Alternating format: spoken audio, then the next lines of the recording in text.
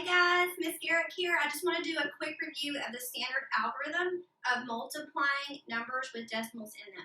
And parents, if you're watching, standard algorithm is another way to say old math. All right, it's probably the way that most of you learned how to do it. It is the way that I learned how to do it. In elementary school, we use a progression of teaching math that first teaches students how to use concrete objects or manipulatives, then move them into representation of those on paper using pictorial models or area models, and then finally the standard algorithm, so that when they get to the standard algorithm, they understand why it works. All right, so I'm in my kid's bathroom because I saw a super resourceful teacher using her shower and dry erase marker to teach a math lesson. And I thought my kid's shower would be perfect because it's tiled and it reminds me of the grid paper we use to line up our numbers so that we don't mess up the place value of lining up numbers. All right, so let's jump into it really quickly. When we multiply numbers that have decimals in them, we line up the digits to the far right side. We do not line up the decimals. When we add or subtract numbers with decimals, we line up the decimals, but when we multiply, we line up the digits. So it might look like this. 1 and 2600 multiplied by 3 4/10.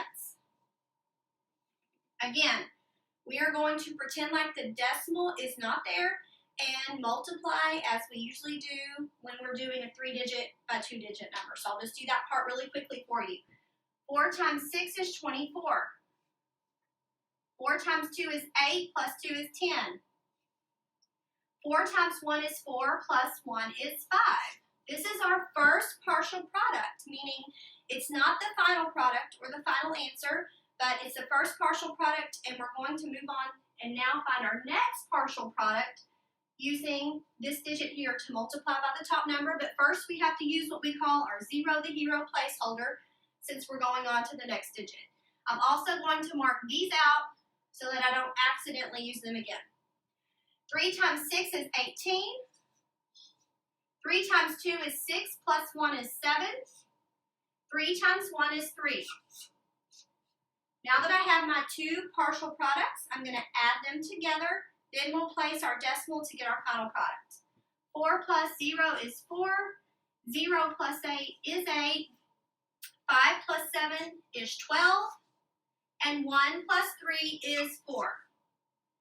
The final step is to figure out where our decimal goes in our final product. And we do that by counting the place values of the decimals in the factors.